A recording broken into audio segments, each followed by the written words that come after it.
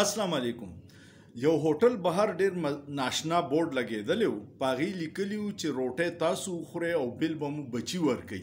یو سړی روان و په بازار کې، ډیر وږی شوی و چې د هوټل په بورډ یې نظر شو، نو ورننوتو او منیجر نه یې تپوس وکړو چې تاسو دا بورډ لګولې د دې څه مطلب دی. هغه ورته ویل چې صاحبه ته روټۍ وخوره او بل به دې بچي ورکوي. ډېر خوشحاله شو.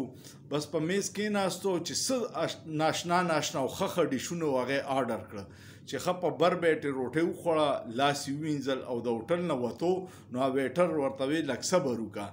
نو وی دا بل والا، هغه وی د څه بل والا؟ ما وی تاسو خو لیکلي دي چې روټۍ ته وخوره او بل به دې بچي ورکوي. وی بالکل مو صحیح لیکلي. نو بیا بل زمانه د سالې، هغه ورته وی دا ستا د روټۍ بل نه دی، دا ستا پلار دلته روټۍ خوړلې وه او دا د هغې بل دی، ته زوی دا به ورسته ورکې. دا خبره مې دې پورې وکړه چې حکومت د ریډیو لایسنس فیس هم په بل کې شامل کو، په بجلی په بل کې. او په پاکستان کې هیڅ څوک هم ریډیو زما په اندازه خو څوک نه استعمالي. نو کیدای شي چې دوی دا ذهن کړي چې دا هغه هوټل والا په شان دی چې زموږ د نیکه او د پلار کم ریډیو استعمال کړو، د هغې فیس اوس زموږ نه وصولوي.